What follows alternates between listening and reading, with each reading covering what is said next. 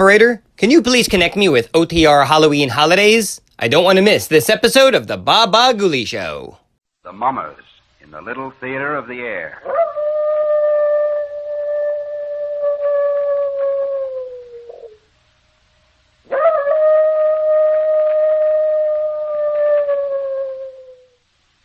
Now, the Hermit.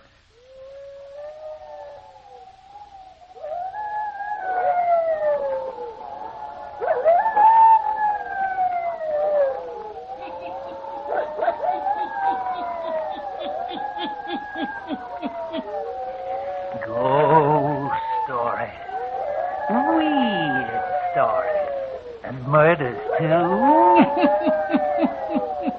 The Hermit knows of them all. Turn out your lights. Turn them out. Have you heard the story? The mystery of the thing?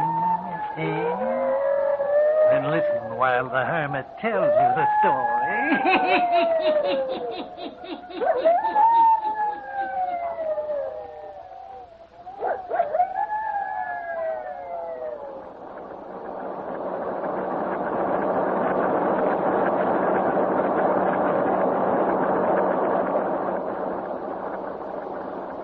Startling new development and mysterious disappearance of Dawn Forrester, beautiful wife of Dr. John Forrester.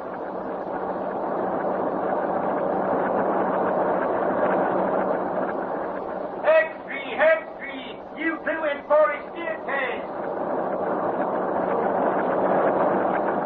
Sure, I saw the coat. It was Dawn Forrester's, that's for sure. Had her name stitched in it. As beautiful a piece of sable as a poor newspaper reporter ever looked upon. Yeah, and her other clothing was there, too, underneath the coat. Hextree, big foul play in Forrester case. Police hunt for bodies. Well, read it aloud, Clara. It is believed that the beautiful Dawn Forrester has been murdered. This morning, several hours after Dr. Forrester reported his wife missing, Sexton Rolfe Griggs of Green Cedar Cemetery found a bundle of clothing inside the cemetery gates, which has been identified as belonging to Mrs. Forrester. Golly, in the burial ground. Readers of the Gazette will recall the dramatic circumstances which have surrounded Dawn Forrester since early this year. She was discovered one morning in the spring, wandering in the park near Longview Hospital by Dr. John Forrester. Sure, I remember. Read all about it. She was a victim of amnesia. Oh, yeah. Yeah, that means you can't remember who you are or where you came from or anything. It tells all about it here in the Gazette. The doctor took her to the hospital. Yeah, and he named her Dawn. Uh-huh, and fell in love with her and married her. They never discovered who she was.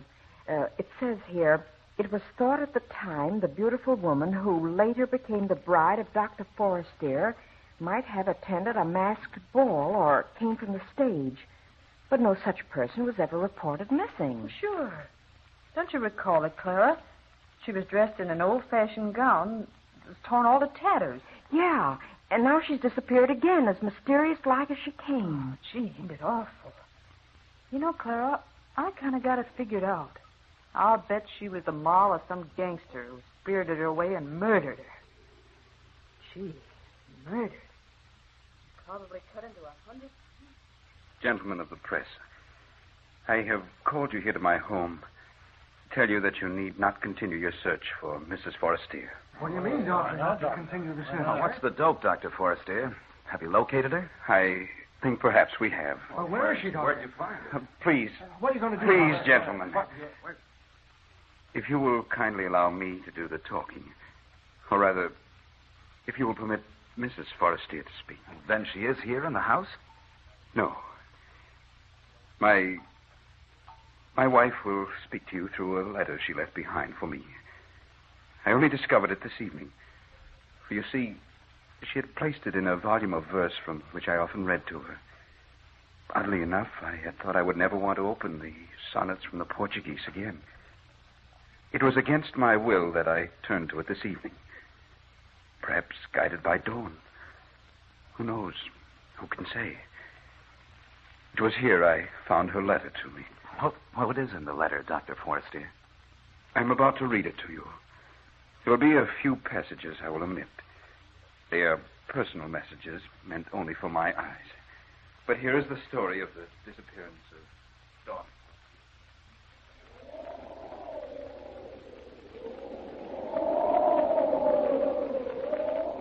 My darling John, this is going to be the most difficult and tragic hour of my life, for in this letter I must say farewell to you, my devoted husband. The story I have to tell you, John, will be so strange and terrible that at first you won't believe it. But as you remember me, as you recall the circumstances of our meeting, how you found me dazed and wandering in the park one spring morning, how we've never known who I was or where I came from, then you will give more credence to my story. You named me Dawn because you found me at sunrise. Boris, dear, because you love me. We met in the dawn, my darling. But I must creep away from you in the darkness of the night. Oh, John, how I've loved you. And yet how disturbed I've been since I've lived here with you. I've tried to keep it from you, but your analytical mind and keen eyes have often noted my condition. You've repeatedly said... What is it, Dawn? What's wrong? Nothing, darling. Why?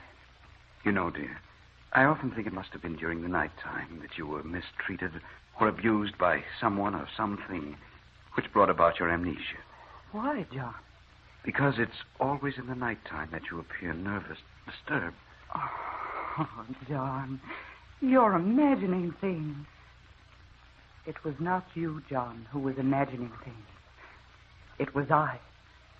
At least at first I thought it was a product of my imagination. It happened for the first time a few days after we returned from our honeymoon and had come here to live. You had left my room. I had turned off the light by my bed, prepared to sleep. First, I thought I must be dreaming. From a distance, I heard a singing wind, like the opening strains of a melody played on an organ. Something quickened within me. I seemed to know the melody. I thought to myself, everything is going to come back to me. I shall know who I was before I became Dawn Forrester. I listened intently.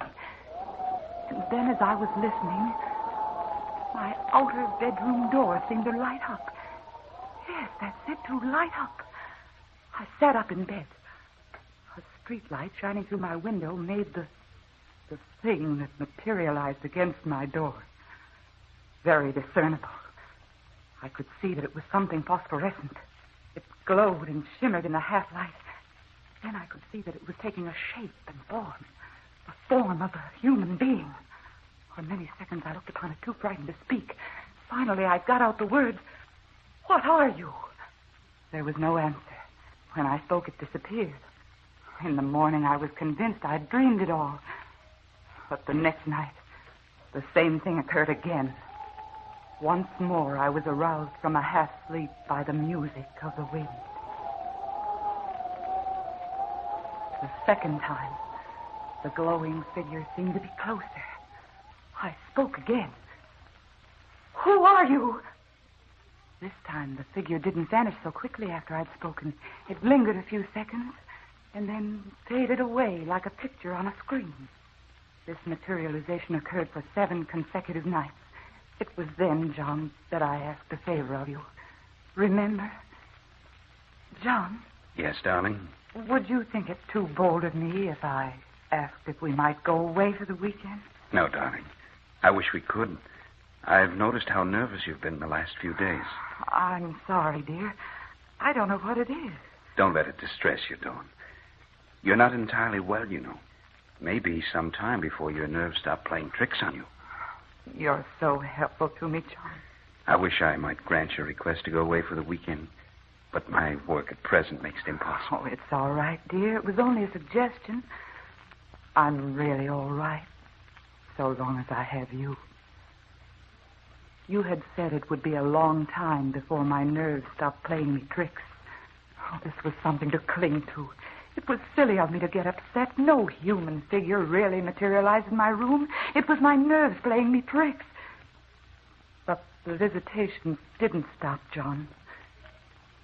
Hearing the singing wind, having that glowing, shimmering thing appear in my room was continuous. And then came the thing that struck terror in my heart. This night I had fallen asleep. Again, the music of the wind aroused me.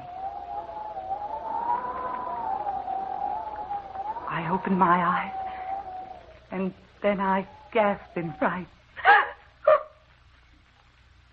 For this time, the glowing figure was standing beside my bed, so near me I could reach out and touch it. Then something terrible happened. I found I couldn't breathe. It was as if something was cutting off my breathing. I struggled for air. And while I struggled, the thing near me began to make a strange sound.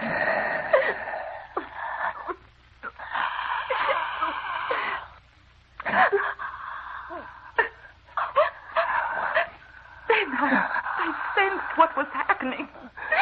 The thing was somehow taking the breath from me, getting it into its own body. I must do something quickly. I sat up. I threw my arm out as if to push the thing away. I struggled to push it away. And as I touched it, I could feel something cold and gelatin-like. And then it disappeared. That was the night, John, that I screamed.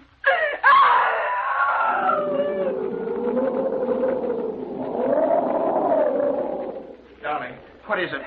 What in the world is it? Dawn, look at me. Tell me, what was it? A nightmare? John. From then on, events transpired rapidly. You made an appointment for me with Dr. Bland, the eminent psychiatrist. Oh, I know, darling, you were upset because I refused to go to him. But I knew by then that it was no use. The thing was growing bolder all the time. Many nights it stood over me in my room, and without touching me, was yet able to take the breath from me and command it to enter its own body. As it did this, night after night, it became stronger, and I became weaker. You will recall vividly what occurred 2 weeks ago tonight. We were invited to the Westings for dinner, and we accepted. An hour before we were to leave, I sat at my dressing table, putting the last finishing touches to my makeup. It was only dusk outside. Never had the thing appeared but in the nighttime. I was brushing my hair when I heard the melody of the wind. The figure stood right behind me. And, John, I could see what it was. In the mirror, I could see what the thing was.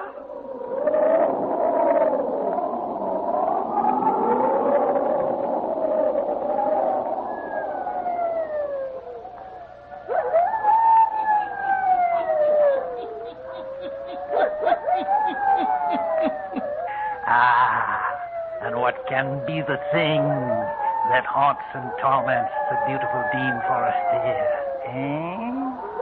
The hermit who knows all the weird and terrible happenings on the earth.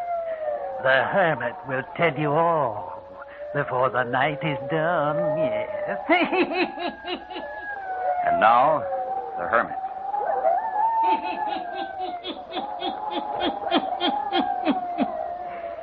And now Dr. Forrester continues to read to a group of newsmen the letter his wife, Dawn Forrester, left for him before her strange disappearance.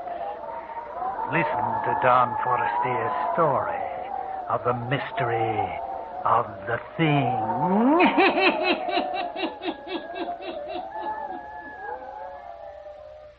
This, John, is going to be the difficult part to make you believe. That as the thing stood behind me at the dressing table, I could tell what it was. We didn't go to the Westings for dinner. Instead, you put me to bed. I shouldn't have allowed you to accept, darling. You haven't been up to par for days. I'm going to call Ralph in to see you tomorrow. You don't look well, darling. Don't call anyone in, dear. It'll do no good. Nonsense, honey. There are very few things that medical science can't cure these days. And believe me, darling, I'm going to have you well again. Your doctor friend came. He gave me medicine to take. Oh, I knew it was no use at all. And yet I would do anything to humor you. For the thing that I now recognized was getting so strong that it was always near me. As I grew weaker, it grew stronger. And I wondered that you couldn't hear it breathing in my room. Now it had a power over me. A strong, compelling power. It was the master. I, almost a slave. Night before last, it exerted its will for the first time. It compelled me to rise from my bed. It was so strong now, it could actually make sound. Come with me. Come with me. As I rose from the bed, its phosphorescent glow seemed to envelop me. We moved toward the door, and it opened without the touch of a hand. We seemed to glide down the stairs, out of doors. The wind that touched my face was like the refrain I'd heard over and over again. We moved along the street, I and the thing. With great speed, we covered the streets and were soon on the outskirts of the city. I could see now the place which was our destination. Then I mastered all the willpower left to me, for I understood clearly all the dark things I'd not known before. But John, there was you. I couldn't go to this place where the thing was taking me. I couldn't enter there without somehow leaving word for you. I struggled.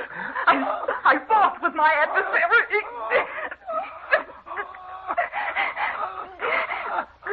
I was gaining. I broke away. Somehow I got breath and strength enough to return home into my bed. Now comes the end of my story. And my farewell to you.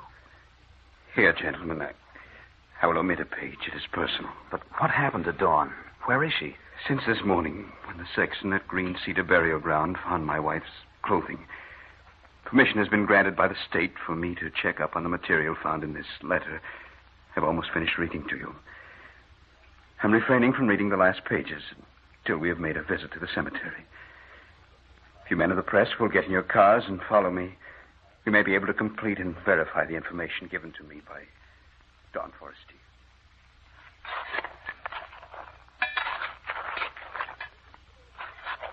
Hello, Dr. Forrester. The men have nearly completed digging. Thank you, Sexton. What goes on, Dr. Forrester? As you can see, these men are engaged in opening up a grave. You've come to the casket, Doctor. Very well, Sexton. If you will please open the box. Yes, sir. Can you lift the casket out, boys? Right.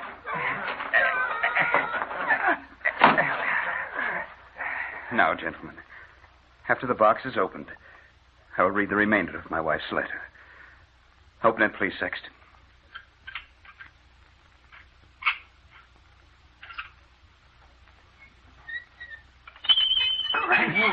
Great heaven. Dr. Forrester, great Scott, why have you opened this grave? Sexton, will you reach in and procure the diamond ring that lies in the coffin? Yes. Here it is, sir. This is my wife's ring, gentlemen. How did it get in this coffin? Here are the last pages of my wife's letter to me. Now comes the end of my story and my farewell to you. John, I knew from the moment I saw the thing in the mirror of my dressing table. I knew from then on who and what it was. The first night I was strong enough to break away from it as it drew me to the gates of Green Cedar Cemetery. And I've spent my last day writing this letter to you. For tonight, the thing will appear again. And this time, I must follow it. I must follow it to the grave, John. Into the grave. I know how it will be.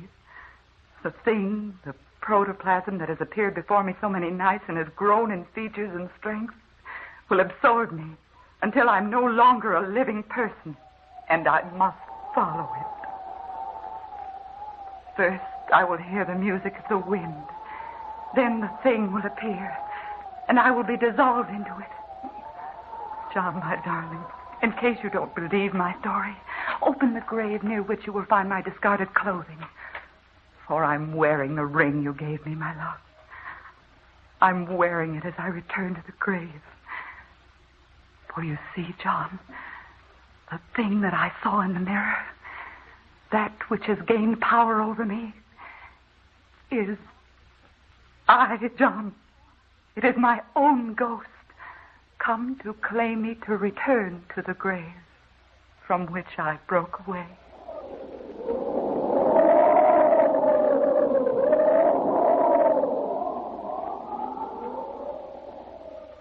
Ain't it awful, Clara? Could anyone believe such a terrible thing could happen on this earth? It's almost too horrible to talk about. Yeah. There, when they opened that grave, lay a decayed skeleton. Wearing the same satin gown that Dawn Forrester was wearing when she was found wandering in the park by Dr. Forrester. And there was Dawn's ring inside the casket. Yeah. It says here in the Gazette that the inscription on the tombstone over that grave read, Lila Manton. And Lila Manton was a famous actress 85 years ago. She died one night very suddenly, just as she was to appear on the stage. Her cue to appear on stage was an organ playing. The music was written by the man Lila Manton was going to marry that night after the theater play was over. And the name of the man was David Forrester. He was a relative of Dr. John Forrester. But she died that night. The marriage never took place. What do you think it means, Clara? Does it mean that Lila Manton returned from the spirit world to live out her life that was ended so suddenly? Sure, I think so. But her ghost body made her come back to the grave. Well, that's how I got it figured out.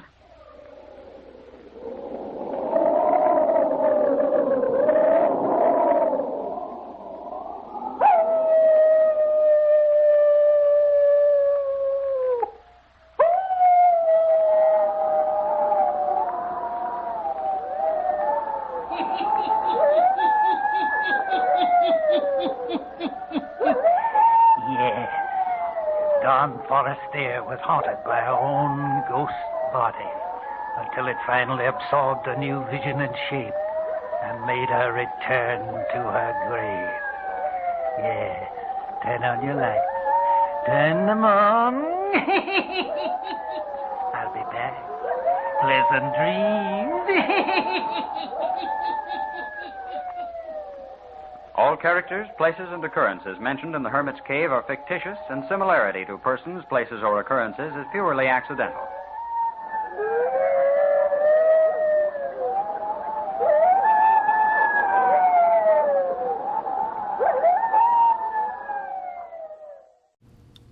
During the intermission, our radio show brings to you a cartoon for the record.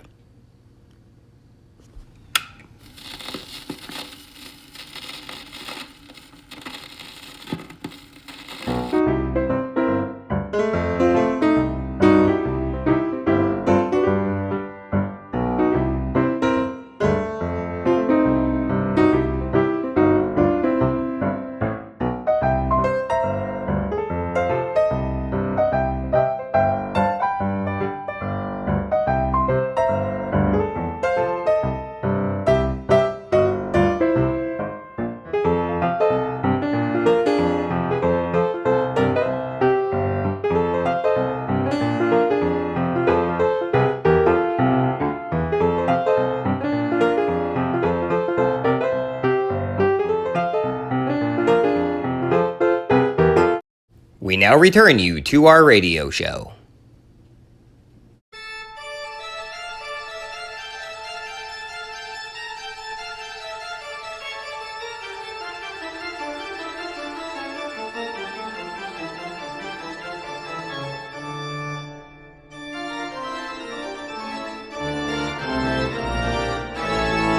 Hope you're enjoying today's radio program. When it's done, be sure to check out our channel over at WatchWaddle. Enjoy some tunes with a nice cold soda.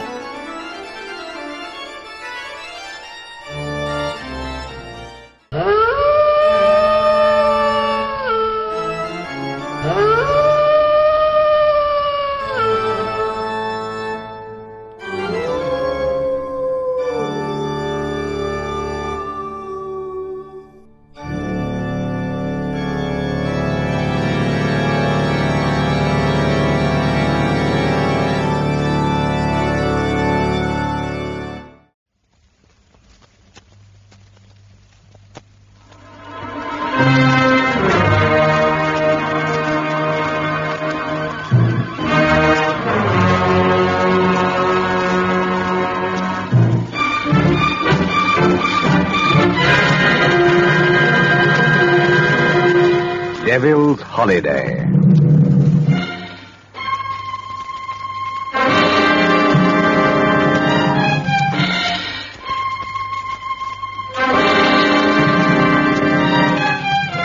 Lucifer takes a vacation on Earth and meets a client.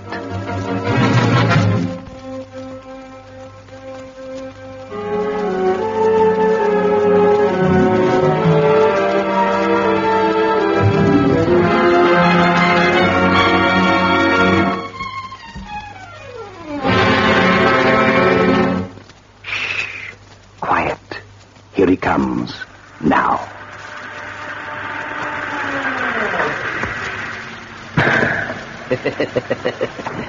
Hello. Remember me? Lucifer is the name. Don't jump like that, dear lady. I haven't come for you.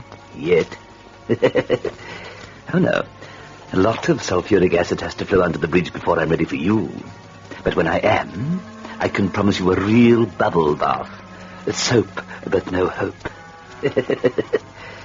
I do trust you don't object to mixed bathing because you probably have a companion. Oh, quite a gentleman, really. Gervais Axman, last of one of England's most ancient families. Hopelessly inbred, you know. It wasn't a case of the family needing new blood. What they needed was blood of any kind. Still, there was no excuse for Gervais to seek his share by brutally murdering his neighbour's wife. Why wouldn't his own wife have done? What's a wife for? But then, Felder, of course, didn't appeal to him. He had to go gallivanting among the peasants like a 16th century squire with 20th century results. You know, I was done out of Gervais. They changed the charge to manslaughter, and he got 10 years. Yes. Yeah, but there's hope, because today he was released. The moment I heard the news, I came hot-footing up here to... To what?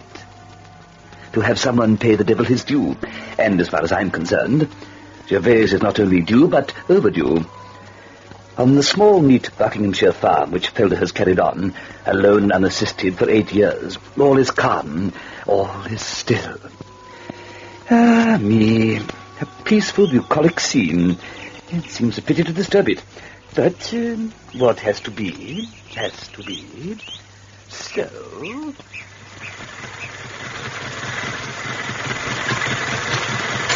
Go in, you stubborn... Gotcha. And very neatly done, if I may say so. Charles! I didn't know you were there. No, you were making such an infernal row hitching that cloudy tractor you couldn't hear my car. Nice to see you anyway. Come and have tea. It's almost time. Oh, but aren't you going to work? I don't want to interrupt you, my dear. I know how busy... Work? Oh, you mean the plough. No, that's ready for tomorrow. Caro started today.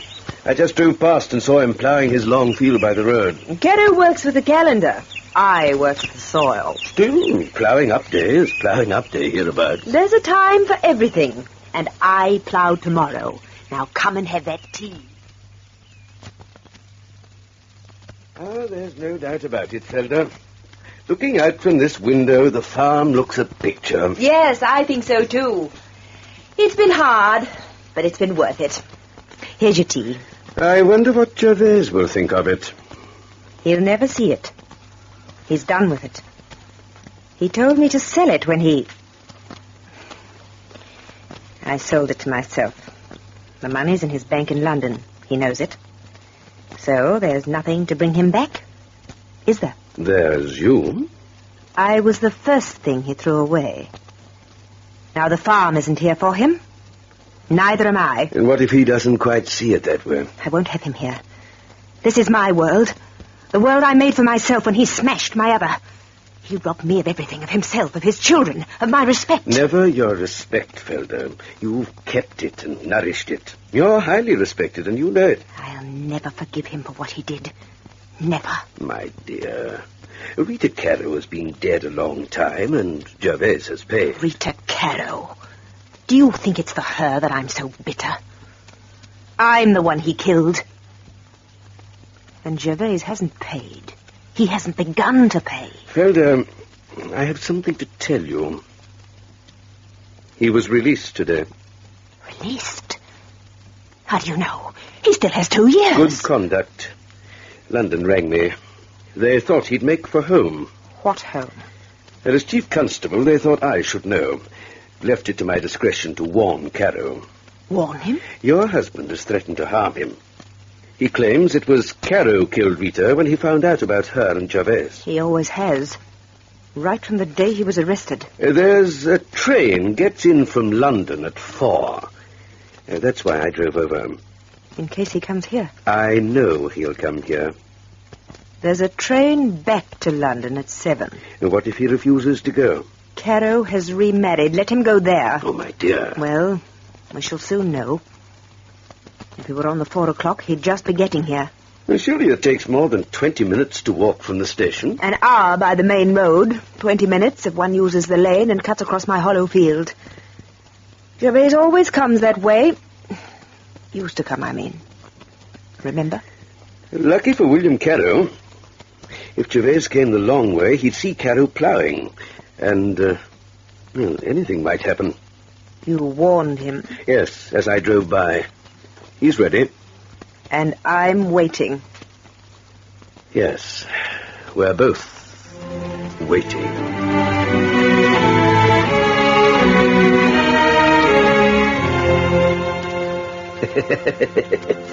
It's quite a reception committee for dear Gervais. Oh, what a welcome home. Oh, well, I shall make up for it when he comes to me for the long weekend. I think that should be the last weekend. Now let's turn the clock back a few minutes, say half an hour, and see what's happening at the equally ancient farm of William Caro, whose first wife was enamored of Gervais' Axeman and died for it, and whose second wife is equally flighty. Descriptive word, eh? Wouldn't it be strange if lightning struck twice, eh? William! Why, what are you doing back at the house this early? Kerosene? Did I hear a car as I drove tractor up to barn? Got good ears, William. Good eyes, too. Hear that, lass? Good eyes. I don't know what you mean. You didn't say you were going to village. I'm not. You've been? I haven't been out of the house all day. Kind of prettied up, then, aren't you, lass? What's the good of having pretty clothes if I never wear them? All right behind bar of fox and grapes, then things, Martha. But they don't go well on farm. Get 'em off. They make me sick. Oh, do they? Well, let me tell you, they don't make everyone sick. Who's been here with you? Well? No one's been here with me, as you put it. It was Chief Constable, if you must know. Chief Bloward, you mean? What did he want? To tell you a friend of yours might be calling on you. Gervais' Axeman. He's out? They've let him out? Today. What's the matter, William? You've gone white. Killed her, he did. Took her from me and then killed her. Let him come. I'll be ready and it'll be my turn this time. You know, I never did believe Gervais' Axeman killed her. Didn't I catch him there in woods standing over her like the murdering dog he is? Well, when I was at the Fox and Grapes, some people thought as it was someone else killed her. And he only found her like he said. Some people said you put the blame on him. Only said you'd warned him away from her. So you could get your hands on the farm like you've always wanted. He killed her, I tell you. And you'd better not go saying any contrary, or I'll... Lay a finger on me, William Caro, and there'll be another death in your family. I mean it. You've been a back-chatting faggot ever since I wed you. Be careful you don't try me too far. I got ploughing to do. See my supper's ready when I come in. And like I tell you, take off them silks. You're not behind bar now. No. Not now. Not yet.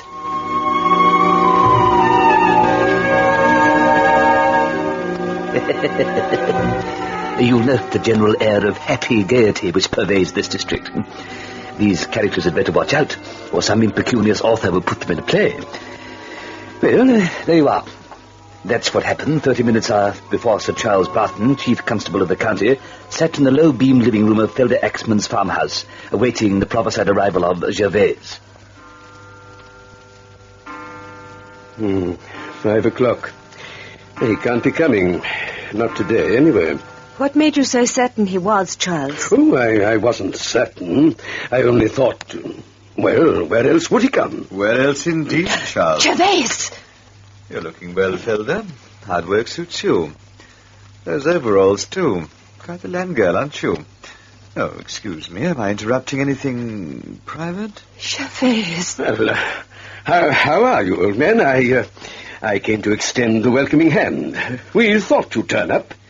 But where have you been? Your train got in at 4, didn't it? I came the long way round by the main road. It takes a full hour, you know. Am I too late for tea? Felder? I'll make fresh. No, don't bother. I'll have a whiskey instead. I trust you've been looking after my wife, Charles, as a good friend should. Charles has been a wonderful friend to me. Good. And have you also been a wonderful friend to me, too, Charles? What do you mean? I don't know. Queer, but I don't know. Then kindly don't make insinuations. Charles! Look here, Felder. Gervais and I have to have a talk. You run away for a few minutes while No. But he's got to be told. Told? Told that you're no longer welcome in this house. That Felder regards you with contempt and loathing. Well, suppose Felder herself tells me this. Felder? Gervais, I thought... Oh, I don't know what I thought. You've got a cool nerve, I must say, Axman. Expecting to walk into your wife's arms after serving 8 years for murder. You can see how she feels about you. You caused her enough trouble and unhappiness. Why don't you go? I'll go when she tells me. What have you come back for? You sold the farm, you've lost your wife. And yet they're both still here. Are they? You'll soon discover there's nothing here for you. Nothing. Well, if there's nothing, then there's nothing. By the same token, there's nothing here for you either. Is there, Felder? Welcome home, Gervais. Felder, you can't do this. No. Hello? Yes, speaking. Yes, he's here. One moment. It's for you, Charles. Thank you. Hello. Yes, Sergeant. Well? Why? He's been what? Yes, I'll come at once, right away. You can't do it, Felder. And I'll tell you why you can't. They've just found William Carew beside his tractor. He's been murdered.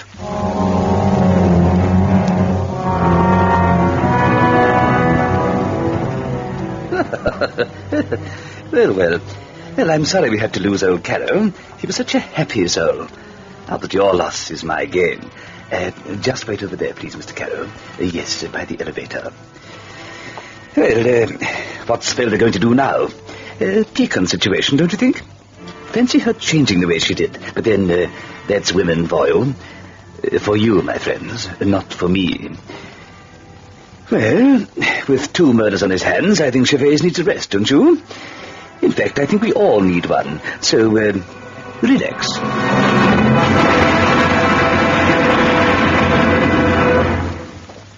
With the falling of the curtain on Act 1 of Devil's Holiday, we pause for a brief announcement.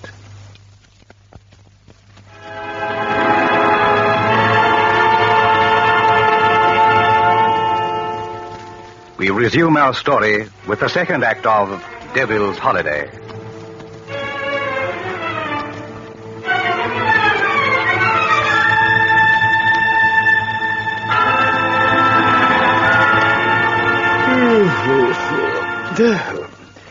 Oh, me. Oh, my. A pleasant rest from this exhausting business of catching you mortals with your... to continue. Scarcely had Felder Axman suddenly made a complete about-face and welcomed her newly released from prison husband Gervais, then came the horrifying news that William Carrow had been done to death. William Carrow, husband of the woman for whose manslaughter Gervais spent 8 years in prison. William Carrow, husband of the woman you made love to and murdered. The man you swore to do to death as you did his wife. I can't stand it. I can't. It's horrible. Horrible. Felder, come back. Why? So that I can be next? For a wild moment before that phone rang, I thought I'd been wrong. That everyone had been wrong. But what did you do less than an hour after you got off the train? Killed again, went straight for William Carrow and blotted out his life just as you did. Oh! Lay a finger on her again. Shut up, both of you. You particularly, Barton. Felder, you're hysterical, but I thank God for it. I know what it means, what you feel and why. It isn't horror at what you think I've done. It's resentment that I may have done something to snatch away the happiness you were just reaching out for. Isn't that it? I hope they hang you this time. And they will. Axman, you're under arrest. I have to go, but I'll send a man back, and if you're not still here, or if you've harmed Felder in any way... Which do you hope I'll do? Don't try anything. Felder, I must go. I hate leaving you like this, but after all, I am chief constable, and, well... I'll be all right. I'm not afraid. Not anymore. Good. I'll hurry back as quickly as I can. Remember what I said, Axman? I'll try to, but at the moment I'm remembering what someone else said. What do you mean? Go and find out who killed Carrow, then come back. I'd like to hear your theory. You'll hear more than that. You'll hear a death sentence. Felder, listen to me. You must believe me. I didn't do this. I didn't kill Rita either. And perhaps Carrow's death will help me prove it. How? I don't know when he was killed, but I saw his tractor standing in his long field as I came by. He was underneath it, fixing something. At least I suppose that's what he was doing, but... Felder, he must have been dead then. Gervais, how did you get here from the station? The long way, the main road. How else could I have seen Carrow's tractor? The long way? Why? I had to think. After all, I'd not seen you for 8 years. You came that way because you knew you'd meet Carrow ploughing. Darling, I didn't know that. How could I? It's ploughing up day, remember? Carrow always ploughs on the state, and forget the darling. Look, it takes an hour of solid walking to get here from the station. What do you think I did? Saw Carrow on his tractor, climbed the fence, biffed him, and walked on? Oh, have some sense. You could have done that and then doubled back to the lane and come in the short way across Hollow Field. Is that what you did, Gervais? Yes, I could have done that, couldn't I? But why should I? Why should I kill Carrow? Hasn't that been your dominating thought ever since the other one? To get even? Didn't you shout it in court? Haven't you said it ever since? Yes, I said it, and until a couple of minutes ago I meant it. There. But would I be fool enough to kill him the moment I'm in the district? When everyone's expecting me to attack him? Perhaps you've become clever. Cleverer than you were. Yes. Yes, perhaps I have. And not before it's time. Like to know something? What? 8 years ago, who was it brought me the message that Rita Carrow wanted me to meet her in Folly Woods? Why, Charles, of course. Charles? You're not suggesting... That was reluctantly dragged out of him at the trial. When I got there, she was dead. A minute later, Carrow turned up. Who told him where his wife was? Charles? But Carrow asked him. What if Rita was already dead when Charles gave me the message? And Charles knew it. You're mad. To accuse Charles of... Why? Why would he do it? Felder, think back. When did he first ask you to marry him? And how often since?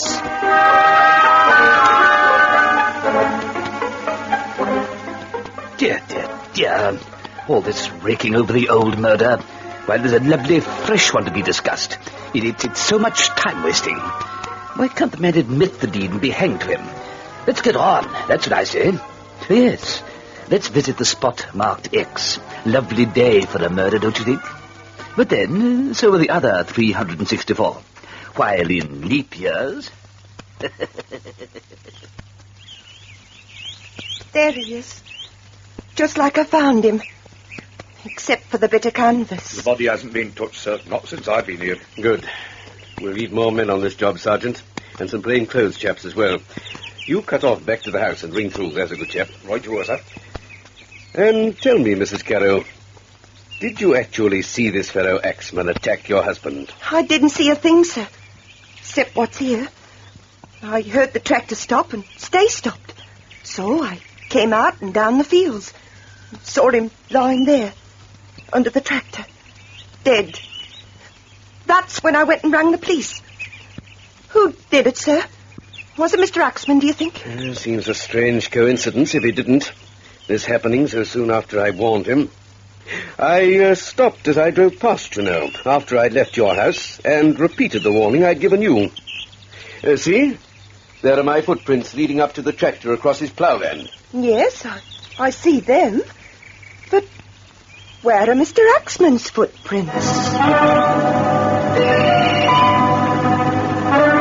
Here, I say, I don't like this. This is not turning out the way I... What's that, Lily? What? Yes, that's right. And excuse me, friends. That was my secretary pointing out that... Well, never mind.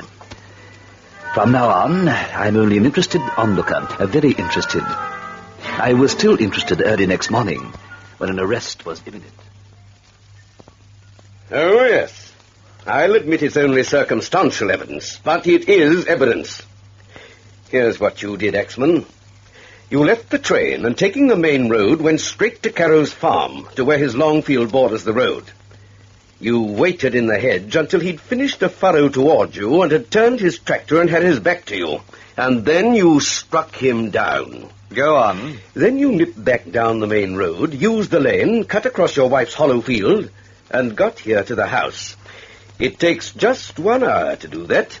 We've just timed it. Supporting evidence? What about footprints? Were mine found on Carrow's ploughland? You walked on the hard, unploughed land. It's quite simple to prove. All cut and dried, isn't it? Just like the other. Tell me, Charles, if you wanted to get rid of me, why didn't you just kill me instead of killing 2 others? That's not very funny. May I ask a question? Felder, this must be an awful ordeal for you. Won't you leave the sergeant and me to settle this and get it over? Somehow, Charles, I don't think it is over. Mrs. Carrow, what time did Sir Charles leave your house yesterday afternoon? 4:45 it was. William drove up less than a minute later, filled up with kerosene and went back and started ploughing again. I could hear him. That'd be when I stopped him. Time? Oh, let's say 5 to 4. I was here by 4, wasn't I? The train got in at 4. It would have taken Gervais a quarter of an hour to reach Carrow's farm. That makes 20 minutes he had. Who had 20 minutes? Carrow, to get on with his ploughing. Only he didn't get on. He didn't plough another inch after Charles spoke to him. How do you mean? You admit, so does the sergeant and Mrs. Carrow, that your footprints go right up to the tractor. If William Carrow had restarted ploughing after you left Charles, there'd have been time for a band of untrod ploughing 6 feet wide between your footprints and where the tractor was stopped. That's right. So, why didn't he restart ploughing after you left him, Charles? Oh, how do I know? Apart from Gervais, you were the last person to see him alive. That's possibly so. It is on circumstantial evidence. So, if you can't prove that Gervais used the shortcut through Hollow Field, the case against him falls down. Because unless he used the shortcut, he wouldn't have had time to kill Carrow and be here by 5. Not quite. For the case against him to fall down, he'll have to prove he didn't take the shortcut through Hollow Field. And if he can... But I can't, Felder. How can I? Come over to the window. All of you. Now look out. Over there is Hollow Field. The field through which Gervais is supposed to have taken a shortcut yesterday. As you will see, it's fresh ploughed. But Felder... If he crossed that field, his footprints will show in the ploughing.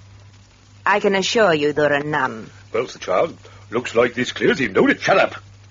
Felder, when was that field ploughed? Why, yesterday morning, of course. It was ploughing up day. But yesterday at 4, you told me you wouldn't be starting to plough before today. You must be mistaken, Charles. There's a time for everything, and ploughing up day is ploughing up day hereabouts.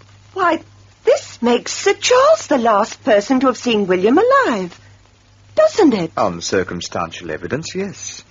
But I'd hardly think it strong enough to blow out my brains if I were you, Charles. They could never prove a thing. And neither can you.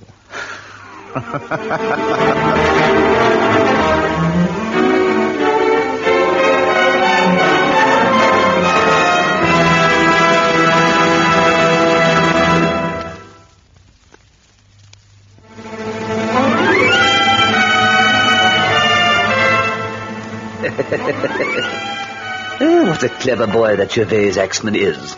Yes, what a recruit he'd make. Yes, a pity to lose him. But I got William Carrow, and that night I got the Chief Constable, Sir Charles Barton. He left a confession to the murder of Rita Carrow, but strangely denied killing William. How did the miracle take place? All the previous night, while her husband slept peacefully in his bed, Felder Axman drove her tractor and plough up and down Hollow Field, putting a swathe of safety around her husband. Women are funny, you know. While Felder travelled up and down that field, she was crying silently, because each time she came to the middle, the light of her tractor lamp lit the deep, fresh impressions of a man's shoes on the dew-damp ground. Ready, gentlemen? Going down.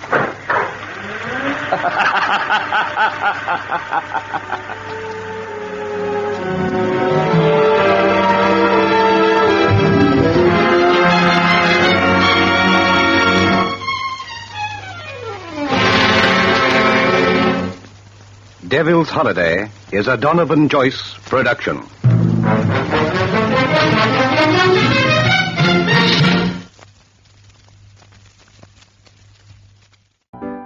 It's intermission time at the Bah Ghoulie Show. Time to refresh yourself and visit our snack bar. Got a yen for some hot popcorn? How's about your favorite soft drinks, which are sparkling cold?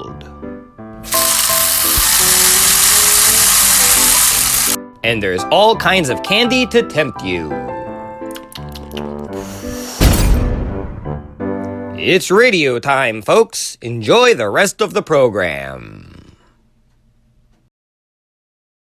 Hey, Ghoulies! Hope you're enjoying today's radio show. If you're still up afterward, join us over at Channel Watch Bottle for our midnight spook show screening of The Haunted Skeletons. It'll scare you to the bone.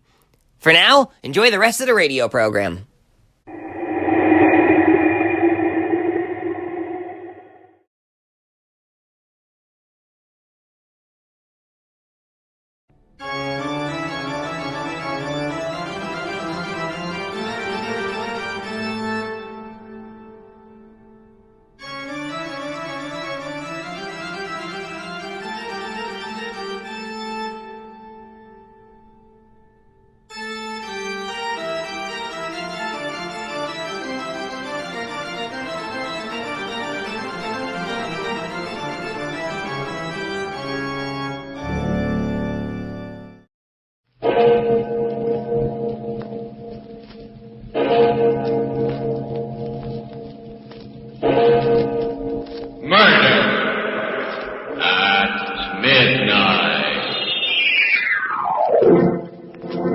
And started to walk across the room, and as he turned, Martel moved. His face stayed dead, expressionless, but he moved. He picked up a heavy wrench, followed him, and then as Roy reached for the switch, he hit him. No! I heard his skull go like a rotten pumpkin shell, and he went down. Then Martel picked up a hacksaw and... No, I don't want to remember the rest. It was too awful, too horrible.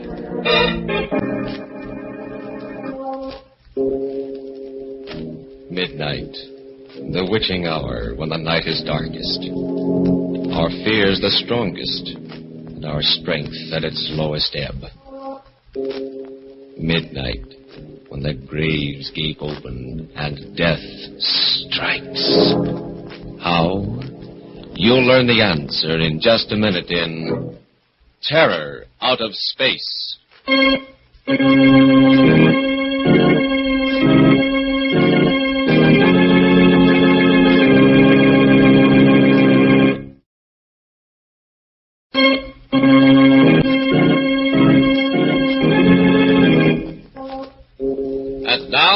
Murder at Midnight. Tales of mystery and terror by radio's masters of the macabre. Our story, which we prophesy will be long remembered as a classic, is by Robert Newman. A tale out of the news and out of man's deepest fears called Terror Out of Space.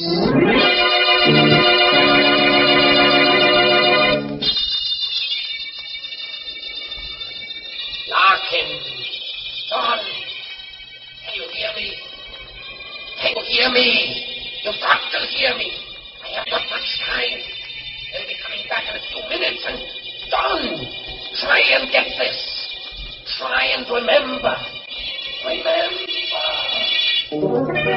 I sat up in bed, straining my ears, listening. The surf was rolling and pounding on the beach at the foot of the cliff. One of the dynamos was purring away next door in the experimentation shack. And that was all. Had I really heard anything, or had I just imagined it, dreamed it? I didn't know. All I knew was that I was in a cold sweat, shivering even though it was a hot summer's night. But that wasn't surprising after what had happened. Just what had happened. Maybe I could get it all straight, fill in the gaps that had been bothering me if I went back over it again from the beginning. I hadn't wanted to before this. I'd fought against even thinking about it. But now it was as if something was making me think about it. That's right, John. Start way back, in the beginning. Then maybe you will remember. You've got to. When was the beginning? When they assigned me here, I guess, miles from anywhere on the Jersey coast. I knew it was some kind of hush-hush project, and I'd been in the Army long enough not to ask questions. I had some ideas, though, and when I walked into administration and found Professor Martell there, I was pretty sure they were right. Lieutenant Larkin reporting for duty, sir. Hello, John. How are you? Fine, Professor. Major. Well, let's forget the Major. I've been trying to. I think the Army's a little sorry about the whole thing also. Oh, that's not the way I heard it. Some of the things you've worked out in the last few years was something. Quite a break, my getting assigned here. You think it was an accident? You mean you requested me? Of course. What did I take you away from, by the way? Oh, nothing very much. Straight communications, a little radar. No chance to continue any of the research you started when you were at the university, huh? No. Afraid I've gotten rusty? Not really. But there are just going to be the three of us to do the bulk of the work. You, myself, and a chap named Roy Shields. He worked with Ramsey at Tech. And what's the project? Something big? I think so. We're going to try and establish radio contact with the moon. What? Theoretically, it shouldn't be too difficult, you know. Of course. And with the progress we've made during the war... Well, Professor, it's terrific. One of the most exciting things I've ever heard of. Think so? Well, don't you? Don't you remember when we used to talk about it in the lab? What it would mean to the astronomers, the astrophysicists, measurements that they've never even been able to take before. Yes, John, I remember. Well, then? I don't know. Somehow it worries me. How we're going to do it? No, that's all cut and dried. What's going to happen when we do it? Well, what do you mean? We're reaching out, John. Reaching out into places where man has never been before. We're pretty close to the secret of matter, to the origin of life, and to the mystery of the universe. Sometimes I become a little afraid. Afraid that we may stumble on something that's too much for us, too big and... That's silly. Go pick out a bunk and get some rest, John. Tomorrow, we'll go to work. The work? I remember that all right, weeks of it. And finally, the big night, the night we were ready for our first test.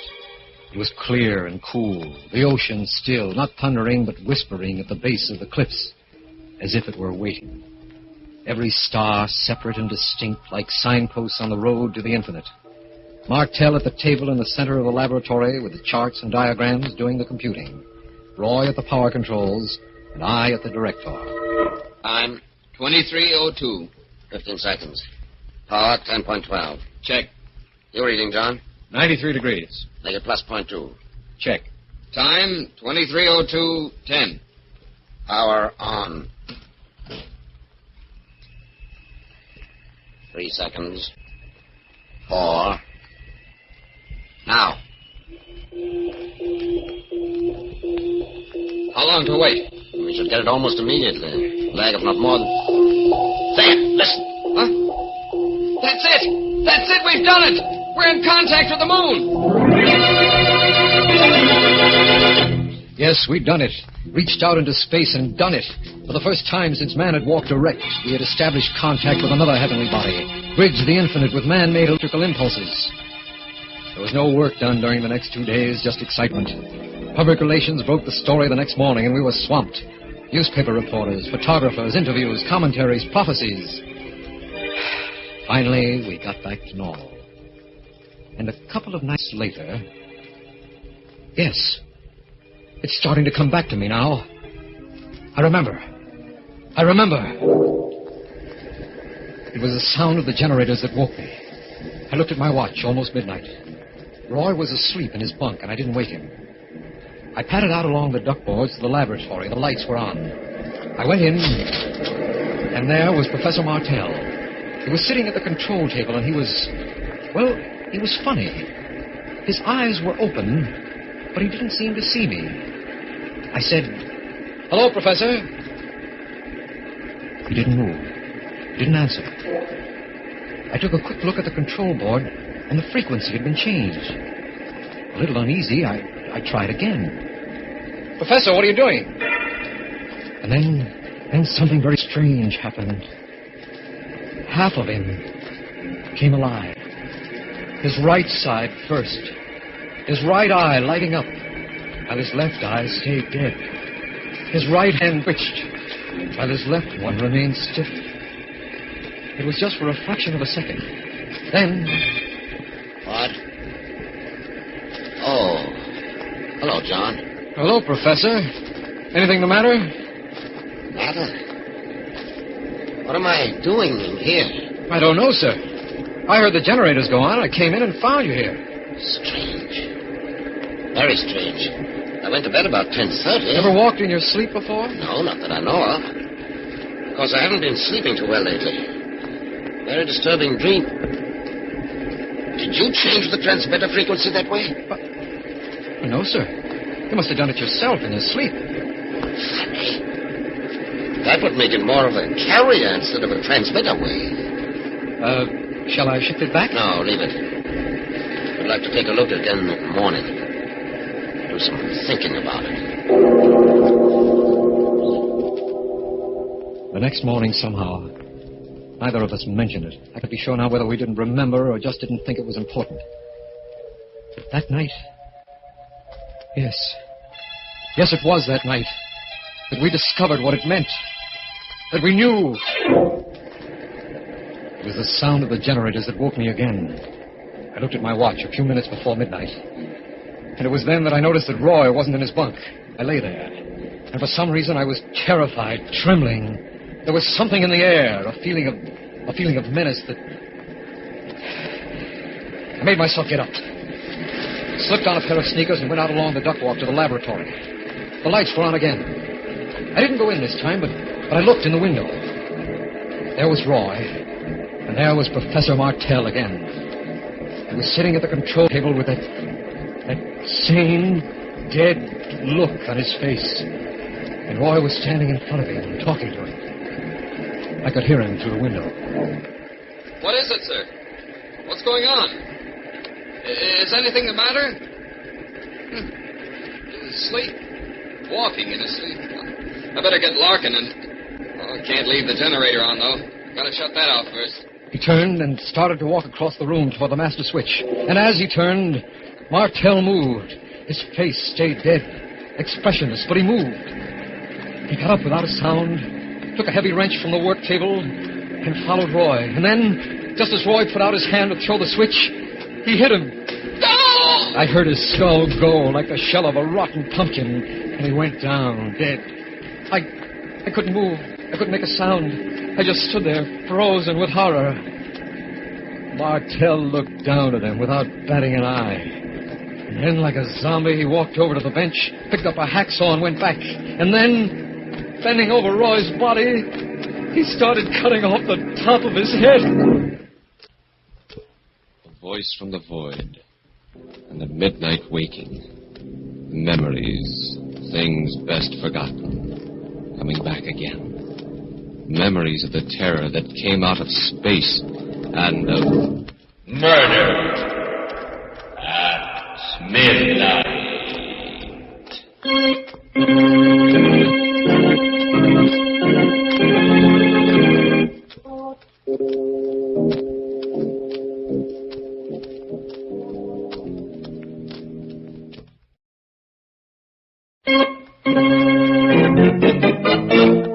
And now, back to Murder at Midnight and Terror Out of Space. That's all I remember then. When Professor Martell bent over Roy's body with a hacksaw in his hand, I must have fainted. When I opened my eyes, I was lying on the sand outside the shack, and there was Martell bending over me. No, Professor, no, don't! Don't! John, what's the matter? Leave me alone. Don't come near me. Don't touch me. I saw what you did in there. And where? Where? Just now in the shack to Roy. Aren't you well either, John? What do you mean? I just came up here from the cottage. I had a bad dream. I've been having quite a few of them lately, and I woke up with a very annoying headache. I came out to take a walk, get some air. I found you lying But there. I'm telling you, I saw you. I saw you in there with Roy and... And what? Well, I don't even want to think about it. But you killed him. Killed him? Huh. Let's go back to the bunkhouse, John. Take a look. The bunkhouse? Yes, when you see that Roy is where we should be, in bed, maybe it'll convince you that you either dreamed or imagined the whole thing. He led the way to the bunkhouse, and I followed. Still shaken, but starting to feel a little foolish. This was the Professor Martell I had studied under, known for years, the man who wouldn't hurt a fly. We went into the bunkhouse, and Roy's bed was empty. He wasn't there. Martell gave me a funny look and started calling. Roy! Roy, where are you? Roy! Without a word, we hurried back to the laboratory, and there was no sign of him there either. Nothing. Wait, he must have gone out for a walk too, Professor, or maybe jeeped into town. If it was true, there'd be something here. His body, blood. There, John. Well, right there, in front of the switch. But there's nothing there. No. Except that it looks as if this floor was just scrubbed. The floor? What? You're right. John. Huh? Did you change the transmitter frequency this way? But no, sir. You must have done it. Just the way you did last night. Last night? You mean something happened last night, too? You don't remember? No. Tell me what you saw happen tonight. Everything you remember, whether you believe it now or not. Well, it was pretty terrible, Professor. He was sitting there.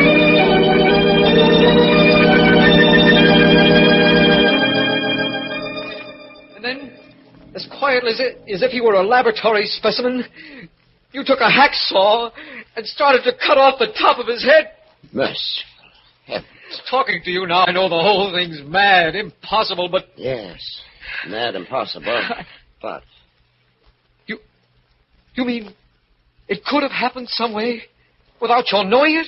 Sit down, John. Relax. Tell me what you know about the moon. Well, the moon is a satellite, stellar body, probably formed by our sun in an encounter with some other stellar body. Yes, probably formed at the same time as the Earth. But it may very well have supported life long before there was life here. Life? But we know what its atmosphere yes, is. We know what it is now. But how do we know what it was several million years ago? Just suppose, that there was life there millions of years ago. Life that reached a level of development we cannot even imagine. Suppose it died out as a form of life that we could recognize, but remained in a form that is eternal. What do you mean? In the form of electrical energy. We know that thought is an electrical process. An electrocephalograph will give a definite reading when a man is thinking. Yes. Suppose intelligences continue to exist on the moon in the form of complex electric charges. And suppose a channel is suddenly opened between the moon and some other planet. The beams we sent out, our radar beams. You mean they could come down the beam, take hold of someone, you, and make you... I'm supposing, John, hypothesizing. But the fact is that the transmitter was set at carrier frequency, and none of us did it consciously. Of course, even if it's true, we have no way of knowing whether these entities are dangerous, malevolent, or not. No way of knowing, but they killed. They made you kill Roy. Because he was going to shut off the transmitter, cut off contact with the place they came from. As for the rest, well, they would be intensely curious about the human body, particularly the brain. They would want to examine it.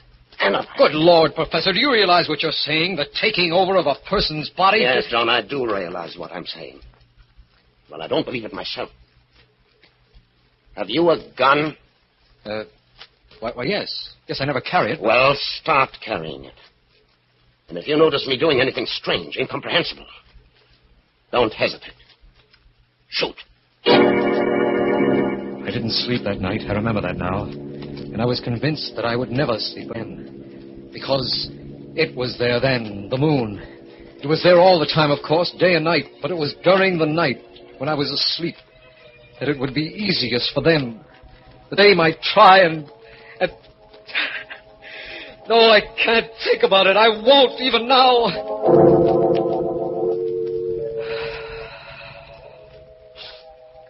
With the daylight, I felt a little better. Roy hadn't come back, but, well, there were a dozen possible explanations for that. I went to have another talk with Professor Martell. And he was gone, too. His bed was empty, as if it had never been slept in. I waited until about noon. Then I called headquarters. I had decided that I was going to tell them only facts, things I could believe myself. Hello?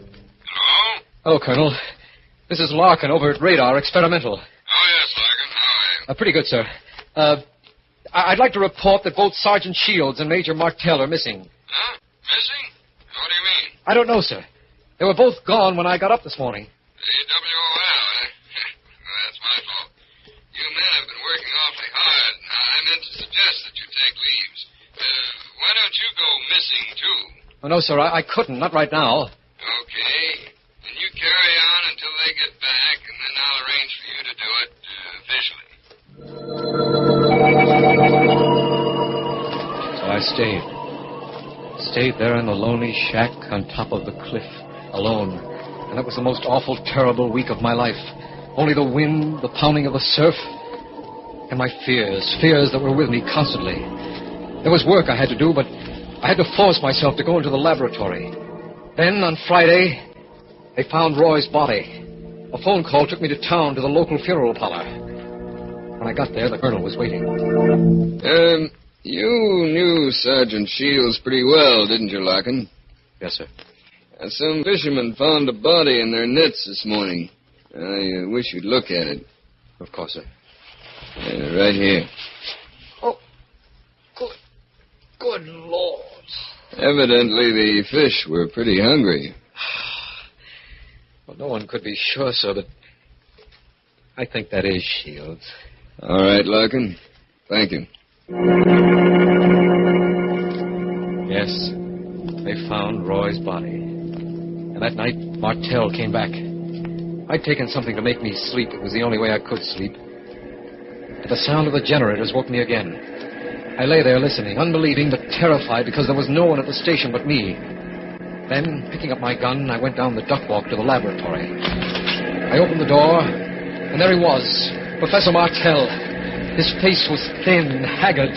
His eyes were dead, lackluster, the way they'd been those other 2 nights. And when he spoke, his voice was hardly human, as if someone was using him, speaking through him. Too bad that you woke up, Larkin. You should not have come in here. What do you mean, Professor? Where have you been? We have been looking over your planet, studying it. Very interesting. And now we are ready to go. Go? Go where? What are you talking about? What You said we. Professor Martell, have they... Just a few preparations to make. And then... The voice, that horrible voice stopped, and Martell swayed as if he were going to fall. I grabbed him, and he opened his eyes. He was himself again. And when he spoke, it was with his own voice. John, for heaven's sake, help me. Help me. How, Professor, how? Look, what I told you, don't you remember? Don't you understand? They've got me. They took me that night, took me all over the country, looking, examining, studying. They picked my brain. They sucked me dry. And now they're going to take me back with them. Back with them? Back to where they came from. Not my body, they're not interested in that, but the essential me, in heaven's name, shoot, John! Shoot and... And now we are ready. They had him again. As your friend told you, we are taking him with us. But you will not remember. You will remember nothing. Do you understand? Because someday we may come back. I stood there, frozen, still holding on to Martel. Like a sleepwalker with superhuman strength, he pushed me away. I staggered back against the wall. Stiffly and mechanically, he walked to the door, opened it, and went out. The surf was thundering, the wind blowing. Straight to the edge of the cliff he walked, and then went over. But before he fell, he seemed almost to hover for a moment, as if something in him was going not down, but up. Now do you remember, John? Now do you remember? You've got to remember. You've got to. I tricked them, fooled them. That's how I was able to get through to you. But they'll be coming for me any minute and... John! You've got to do something. You've got to. It's true. They do exist. And they've got me here. They may be coming back again for others. John! They're coming! They're coming! Do something! Do... When I woke up about a half hour ago, I found this all written out on the pad I keep next to my bed. Written out in my own handwriting, but a little scrawled and jerky, as if my hand wasn't quite steady. Some of it I remember. Other parts, like Roy's murder, Professor Martel's suicide, I don't recall at all. Either I'm mad, completely mad, or... No, I can't think about it. I mustn't. Anyway, if I showed this to anyone, the world would think I'm mad. So now I'm going to burn it. Burn it up completely. White and shaking, John Larkin tears the scrawled pages from his notebook, crumples them into an ashtray, and puts a match to them. And thus there disappears into ashes the only remaining evidence of the terror from out of space and of murder at midnight.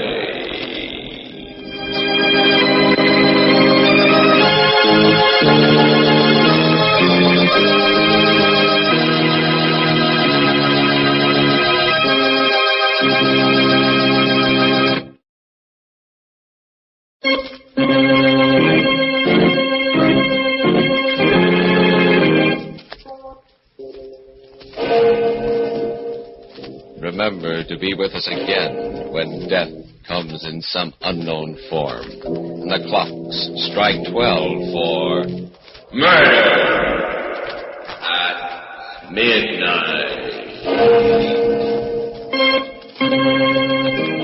The part of John Larkin was played by George Petrie, and Peter Capell was Professor Martel. With music by Charles Paul, Murder at Midnight was directed by Anton M. Leader.